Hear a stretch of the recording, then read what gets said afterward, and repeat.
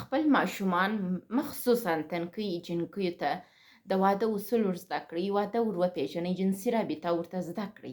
دا ورته ووایاست چې دغه جنسي رابطه ده، دغه جنسي رابطه نه ده، دا جنسي ځورونه ده، دا جنسي تېری ده، دا اړیکه ده. دا ور زده کړئ. دا باید یو انجلۍ په پوهې هره انجلۍ دا حق لري چې مور او پلار دې ته د جنسي رابطې اړوند مکمل معلومات ورکړي. هیڅوک دا ګارنټي تاسو ته نه درکوي، نه قرآني شریف، نه روان شناسي، هیڅوک. دا معلومه نه ده چې ستاسو ماشوم په راتلونکي کې د چا سره مخ کیږي. آیا هغه به ښه خلکو ته واده کیږي په کور کې؟ آیا خسرګنۍ به زور زیاتی نه ورته کوي؟